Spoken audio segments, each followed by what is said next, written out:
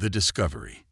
In the late hours of an unassuming Tuesday night, the Mauna Kea observatories detected an anomaly, an extremely focused burst of radio waves, lasting only milliseconds, had imprinted on their instruments before fading against the stellar backdrop. At first, the night shift astronomers assumed it was an equipment malfunction, but then it repeated, a precise pattern emerging from the static. As the significance of the discovery set in, astronomers scrambled to train every available instrument on the signal's origin point. They scoured the darkness and sifted through petabytes of data in search of an explanation. But the more they searched, the less it made sense. The signal originated from a speck of light nearly 500 light-years from Earth. The source was near HR 8832, a star so analogous to our Sun that it could have been a twin. But unlike our solitary star, this solar proxy was part of a binary system. HR 8832 traced a gentle orbit with a companion dwarf star, the two eternally locked in a cosmic dance. When news of the signal's discovery was disseminated through back channels, scientific communities across the globe erupted in barely contained excitement. For decades, humanity had scored the cosmos for signs of intelligence to no avail. Every blip had been a false alarm, the wishful imaginings of a lonely species. But this signal was different. Its complex patterns and undeniable intentionality silenced even the most hardened skeptics. World governments, jarred out of complacency by such evidence of humanity's cosmic company, held emergency Security Council meetings behind closed doors. Scientific institutions launched press conferences and pledged to unravel the signal's meaning.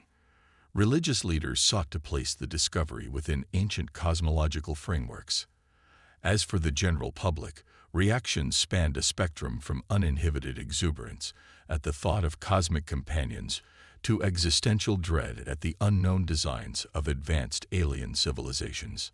Unbeknownst to the quarreling institutions and anxious individuals of Earth, a more pressing reality was already unfolding. The signal wasn't just a cosmic hello. It was a herald, an overture to a first contact event that would shake the very foundations of human understanding. As the people of Earth cast their thoughts to beings in the distant cosmos, the senders of the signal were already well on their way. Deciphering the message, Dr. Ava Novak had been dreaming of this moment her entire life. As the world's foremost expert in xenolinguistics, she had spent countless hours pondering the intricacies of alien communication.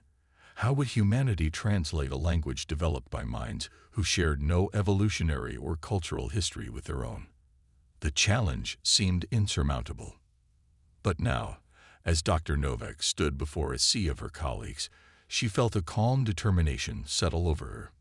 The signal, enigmatic as it was, represented a puzzle she had been preparing to solve her entire career. The World Science Consortium had entrusted her with leading the effort to decipher the message. It was the opportunity of a lifetime. What we're looking at is a language unlike anything on Earth, Dr. Novak explained, gesturing to the visualizations on the screen behind her. The signal's patterns danced in strobing flashes of color. But even across an evolutionary gulf, language retains certain universal features. With cutting-edge analysis and a bit of ingenuity, I believe we can crack this code. Over the following weeks, Dr. Novak and her international team of linguists, mathematicians, and computer scientists worked around the clock to unravel the signal's mysteries.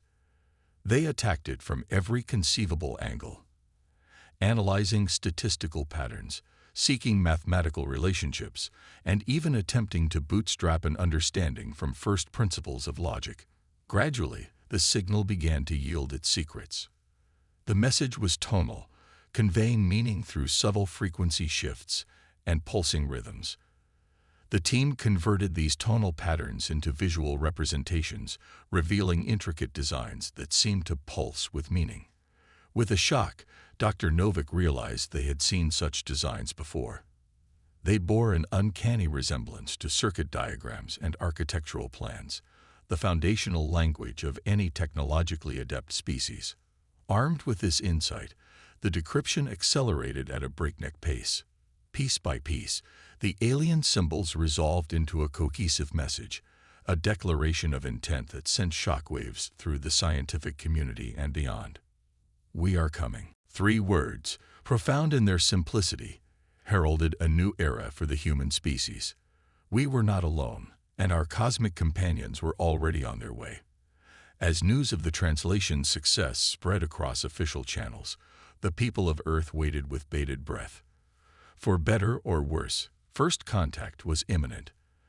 The only question was whether humanity would rise to the occasion or crumble under the weight of the revelations to come. The arrival. They came on a Thursday morning, their ships sliding out of jump space and into high Earth orbit with preternatural grace. The vessels were massive, gleaming silver in the sunrise and dwarfing even the mightiest of human constructions. They hung suspended above the blue marble of Earth, a constellation of technological marvels that whispered of arcane science beyond human ken. In moments, communications channels across the globe lit up with a singular message.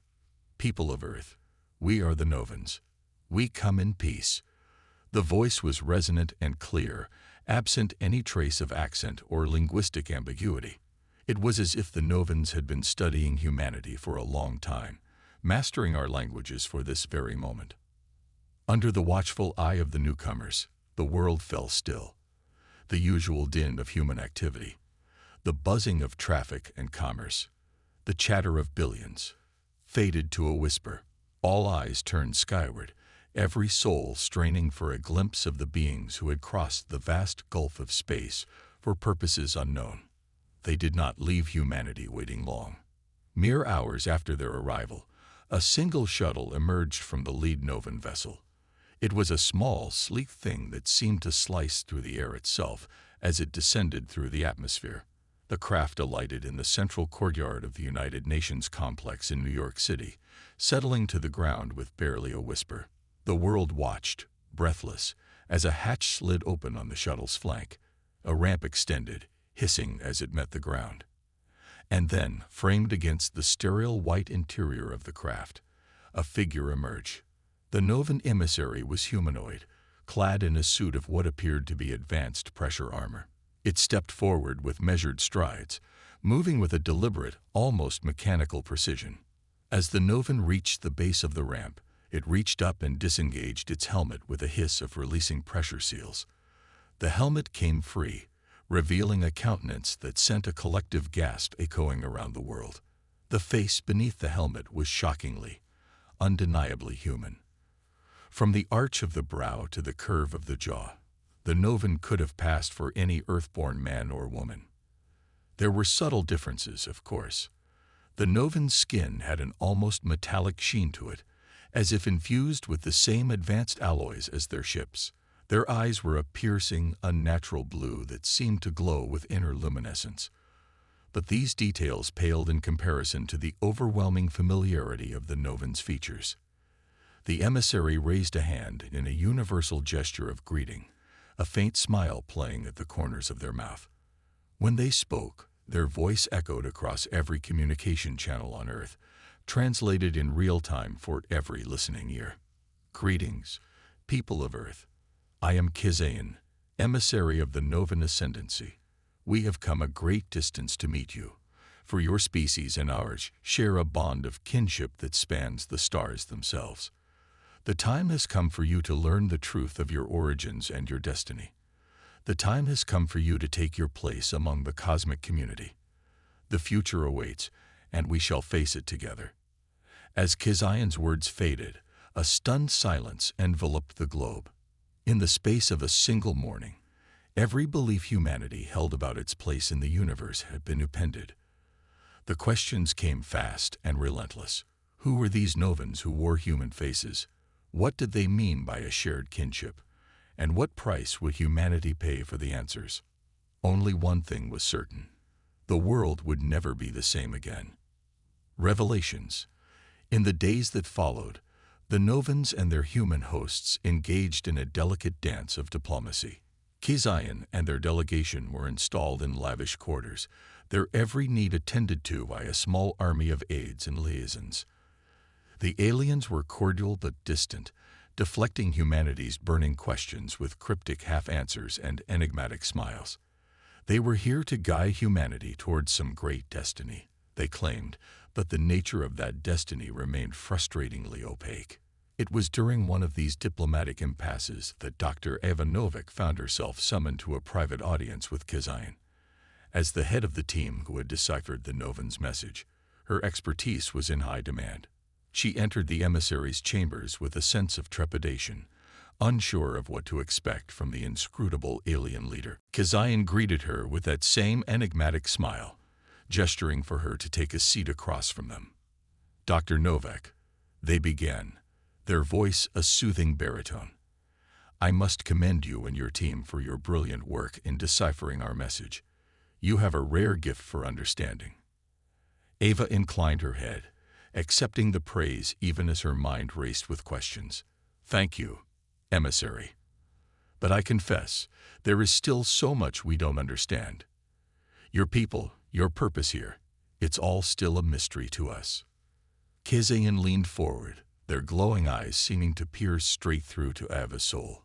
"And that, Dr. Novak, is precisely why I have summoned you here. The time has come for you to learn the truth." Over the next several hours, Kazian wove a tale that appended everything Ava thought she knew about humanity's place in the cosmos. The Novans, it turned out, were not simply another alien species. They were, in a very real sense, humanity's cosmic cousins. Millions of years ago, a progenitor race had seeded the galaxy with the building blocks of life. These ancient beings, masters of genetic engineering, had crafted a template for sapient life and scattered it across the stars. On countless worlds, this genetic template had taken root, evolving over eons into a myriad of forms. But always, the core essence remained, a shared legacy that bound the children of the progenitors across the vast expanse of space. The Novans were one such offshoot, a branch of the progenitor lineage that had risen to technological sophistication eons ago. They had taken up the mantle of their creators, shepherding the younger races towards their full potential. And now, they had come to Earth to do the same for humanity. But there was a complication. The Novans were not a monolith. Kazian and their delegation represented a splinter faction, a group who believed in humanity's potential as partners and equals.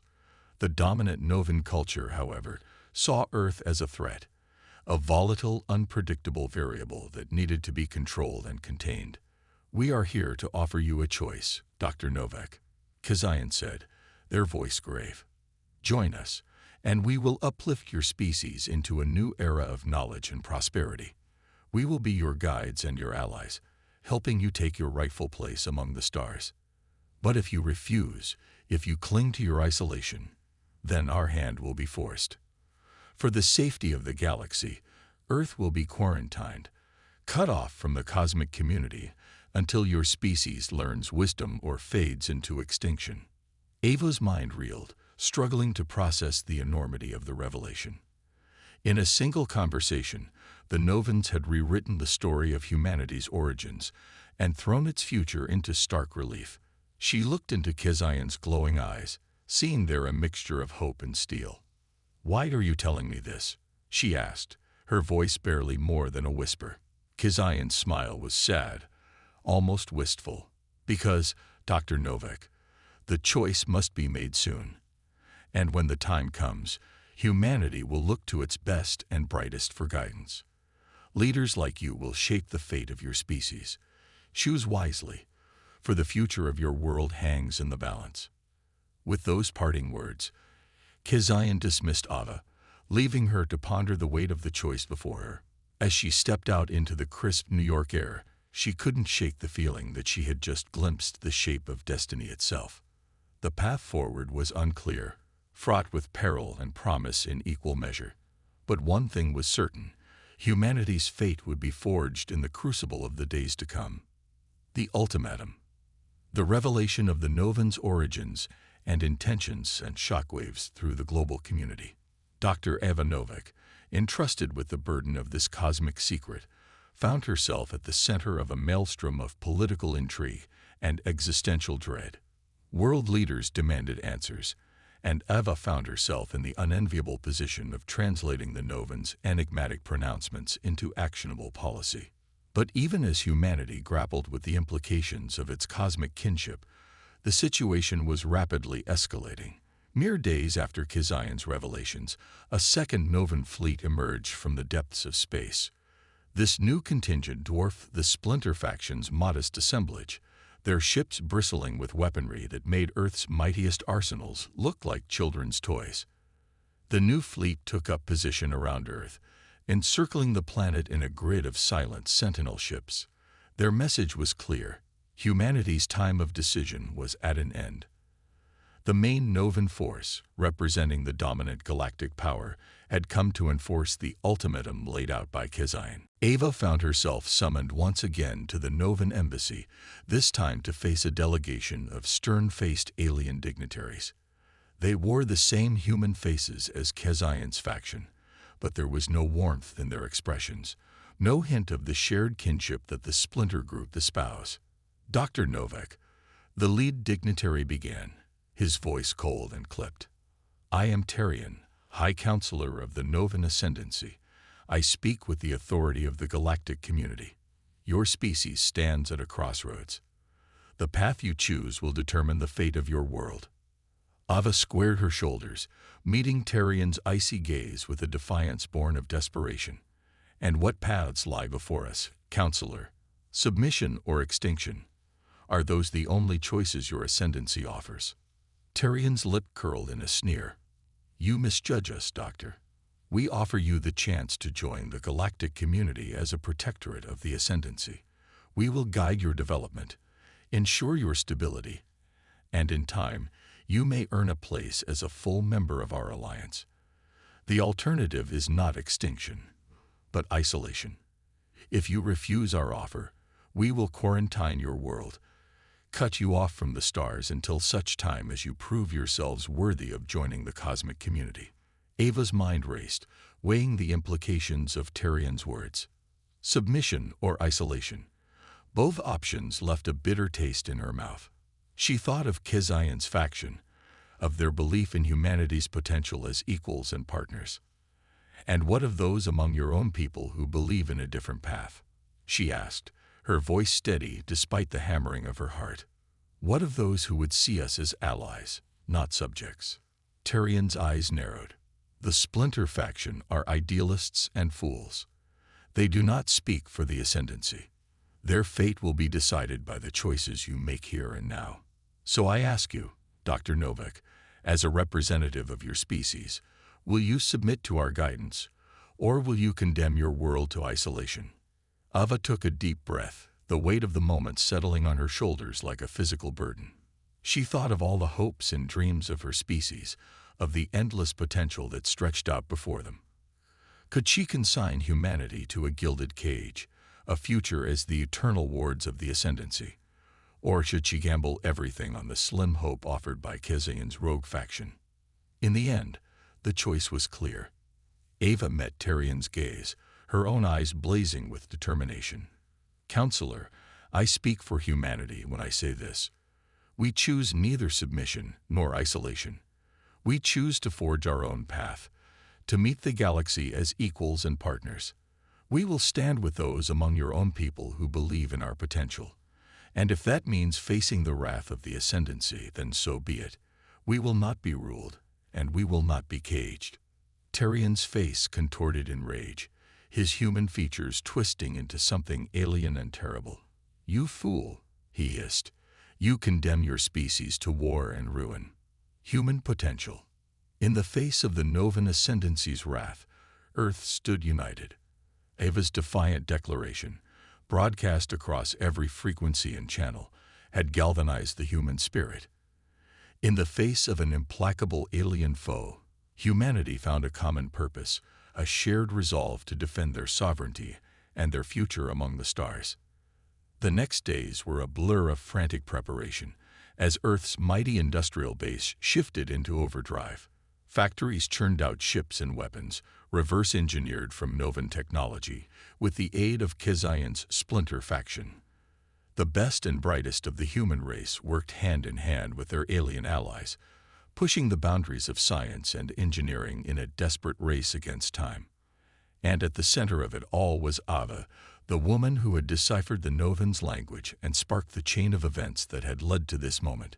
She found herself thrust into a leadership role, coordinating the efforts of scientists, diplomats, and military leaders from across the globe. It was a burden she had never asked for, but one she shouldered with grim determination. As the deadline set by the Ascendancy approached, Earth's fledgling fleet took to the stars. They were a motley assortment of vessels, cobbled together from whatever resources humanity could muster. But what they lacked in technological sophistication, they made up for in sheer audacity and the indomitable human spirit. The first engagements were tentative, probing skirmishes as the human fleet tested the Ascendancy's defenses. But with each passing day, the humans grew bolder, their tactics more inventive and unpredictable. They struck at the Ascendancy's supply lines, launched daring raids on their command ships, and sowed chaos and confusion in their ranks. The Novans were technologically superior in every way, their ships faster, their weapons more powerful. But they had underestimated the humans' resourcefulness, their ability to adapt and innovate in the face of overwhelming odds. With Kizion's faction fighting alongside them, the humans began to even the odds, scoring victories that sent shockwaves through the Ascendancy's ranks. But the real turning point came in the heart of the conflict, when Ava and her team of xenolinguists made a startling discovery. They had been analyzing Novan communications, seeking any advantage they could find, when they stumbled across a hidden subtext in the aliens' language. It was a code within a code, a secret frequency used by the Ascendancy's ruling elite. With this knowledge, Ava and her team were able to intercept and decrypt the Ascendancy's most sensitive communications. They learned of dissent within the Novan ranks, of factions who questioned the wisdom of the war against Earth. Armed with this intelligence, the humans and their Novan allies launched a series of surgical strikes, targeting the Ascendancy's leadership and sowing further discord among their forces. In the end, it was not superior technology or firepower that decided the conflict, but the indomitable will of the human spirit. Faced with a foe that refused to yield, that met every challenge with ingenuity and courage, the Ascendancy's resolve began to crumble. And when Kizion's faction, bolstered by the human successes, launched a daring coup against the ruling elite, the Ascendancy finally capitulated. In the aftermath of the war, a new order emerged. The Novan Ascendancy, humbled by their defeat, was forced to recognize humanity as an equal partner in the galactic community. Earth took its place among the stars, not as a subordinate protectorate, but as a sovereign nation, ready to forge its own destiny.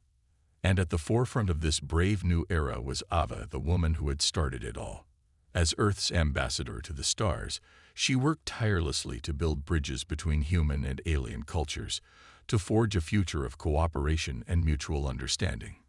It was a daunting task, fraught with challenges and setbacks, but Ava faced it with the same determination and vision that had carried her through the darkest days of the war. Looking out at the stars, Ava couldn't help but marvel at the twists of fate that had brought her to this moment.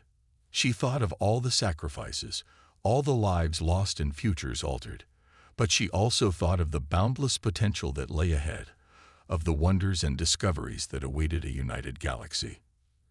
Earth had proven itself worthy, not through conquest or subjugation, but through the strength of its spirit and the power of its ideas. And as Ava gazed out at the infinite expanse of the cosmos, she knew that this was only the beginning. Humanity's greatest adventures lay ahead, and she would be there to lead the way, to the stars and beyond.